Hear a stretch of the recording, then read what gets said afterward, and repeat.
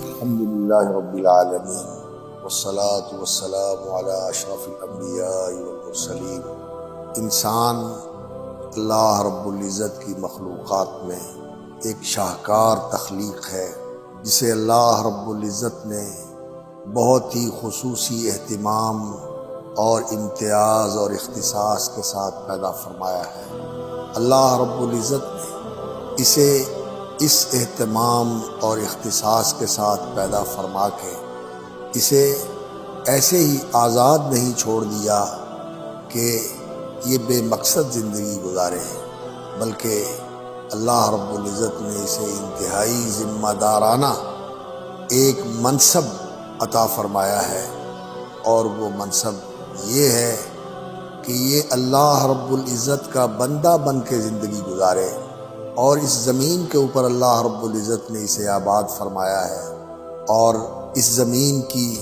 یہ ساری چیزیں جو کچھ اس کے اندر ہے سب اللہ رب العزت نے اس انسان کے لیے بنایا ہے، اس کے فائدے کے لیے اور اس کے استعمال کے لیے اللہ رب العزت نے اسے مسخر فرما دیا ہے۔ اس زمین کو آباد کرنا اور اس زمین سے فائدہ اٹھانا یہ بھی اللہ رب العزت نے انسان کی ذمہ داری قرار دی ہے، اور اللہ رب العزت کی بندگی کرنا اپنی زندگی کے اندر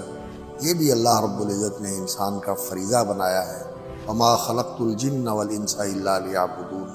اور یہ انسان اپنی زندگی کے بارے میں اور یہاں جو آیا ہوا ہے اس زندگی کے اندر، جب ماں کے پیٹ سے انسان پیدا ہوتا ہے اور قبر کے پیٹ میں جانے تک یہ جو انسان کا دورانیہ ہے، اس زندگی کے بارے میں اللہ رب العزت نے انسان سے حساب لینا ہے، پوچھنا ہے۔ رسول اکرم صلی اللہ علیہ وسلم نے فرمایا کہ آدم کا کوئی بھی فرزند،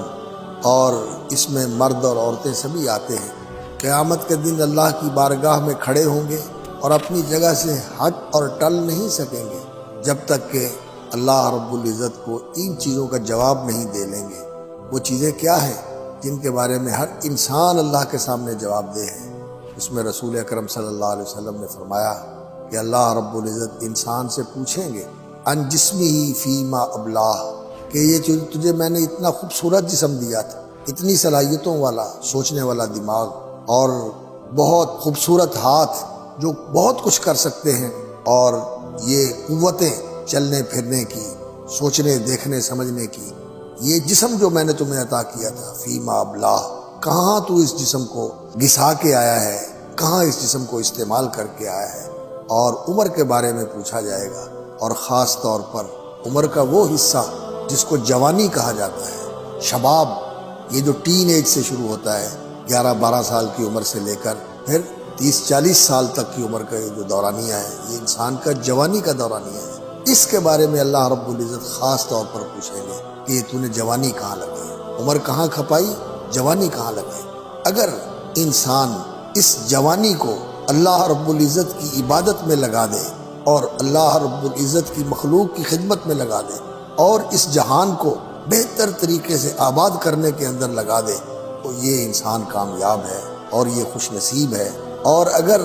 یہ زندگی کا دورانیہ جو 10-11 سال کی عمر سے شروع ہوتا ہے، 40-45 سال کے پیریڈ تک یہ انسان کا وقت رہتا ہے، اگر انسان غفلت میں گزار دے، نافرمانیوں میں گزار دے، اپنی خواہشات اور شہوات کی پیروی کے اندر گزار دے، تو یہ اتنا قیمتی دورانیہ انسان نے ضائع کر دیا۔ اس لیے میں اپنے ان عزیزوں سے، اپنے ان بیٹوں سے اور بھائیوں سے یہ التماس کرتا ہوں کہ وہ اس زندگی کے دورانیے کی قدر کریں جو اس مرحلے کے آغاز میں ہے، یا 12-13 سال سے لے کر 40-45 سال 50 سال تک کے کسی بھی مرحلے کے اندر ہیں، وہ اس اللہ رب العزت کی دی ہوئی نعمت کی قدر کریں، اور اس کو اللہ رب العزت کی عبادت کے اندر صرف کرنے کی کوشش کریں، خلق خدا کی خدمت کے اندر صرف کرنے کی کوشش کریں، اور اس زمین کی بہترین آبادکاری کے لیے اس آبادکاری کے اندر کاروبار کریں، تو وہ بھی اچھا، جائز اور محنت کے ساتھ۔ اگر کوئی صنعت اور حرفت کا کام کرتے ہیں تو وہ بھی بہت ذمہ داری کے ساتھ، اور اسی طرح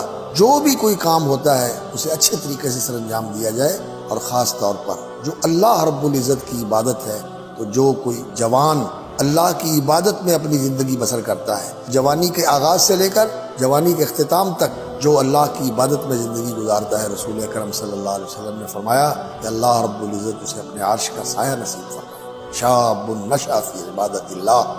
اور اصحاب کہف وہ جوان ہی تھے جنہوں نے اپنے ایمان کے تحفظ کے لیے اتنی بڑی قربانی دی کہ اپنے گھر بار چھوڑ دیے، اپنے قوم قبیلہ خاندان چھوڑ دیا، اپنے ایمان کو بچا کے نکل گئے، اور اللہ رب العزت نے پھر ان کی حفاظت بھی فرمائی اور اپنی عظیم نشانیوں میں سے انہیں ایک نشانی بنا دی۔ اور اللہ رب العزت نے قرآن مجید میں فرمایا ہے انہم فتیۃ آمنوا بربہم وزدناہم ہدی۔ وہ جوانوں کی ایک جماعت تھی جو اللہ پر ایمان لائے اور ہم نے پھر ان کی ہدایت کے اندر اضافہ فرمایا، ان کو مزید ہدایت عطا فرمائی۔ تو یہ جوانی کا عرصہ جو ہے بہت ہی قیمتی ہوتا ہے، اگر انسان اس کو صحیح راستے کے اوپر لگائے، اللہ کی عبادت کے اندر، خلق خدا کی خدمت کے اندر، اور اس کائنات کی بہتر آبادی کے اندر اگر انسان اس کو صرف کرے تو وہ کامیاب ہے، اور اس نے اس قیمتی دورانیے کو بہت صحیح جگہ کے اوپر لگایا۔ لیکن آج ہمارے جوانوں کا جو رجحان ہے اور جو ان کے مشاغل ہیں وہ ایسے ہے کہ یہ وقت برباد کرتے ہیں۔ لوگ کہتے ہیں وقت پاس کر رہے ہیں، وقت کاٹ رہے ہیں، وقت گزار رہے ہیں۔ یہ وقت ایسا نہیں ہے کہ اسے گزار دیا جائے، یہ جوانی اتنی قیمتی ہے، جب ڈھل جاتی ہے، ختم ہو جاتی ہے تو انسان کہتا ہے لیت الشباب یعود یوما، اے کاش جوانی پلٹ کے آ جائے، لیکن کہ جب کبھی جوانی پلٹ کے نہیں آتی۔ ہاں، اگر انسان اس جوانی کے اندر نیکیاں کرتا رہا، اللہ کی مخلوق کی خدمت کرتا رہا اور اس جہان کو بہتر طریقے سے آباد کر کے چلاتا رہا، تو پھر بوڑھا بھی ہو جائے، بیمار بھی ہو جائے، تو جوانی میں جو اچھے کام کیے ہوئے ہیں یہ اللہ رب العزت کا فضل و انعام ہے کہ اللہ تعالیٰ بڑھاپے میں، بیماری میں، معذوری میں بھی ان کو جاری رکھتے ہیں۔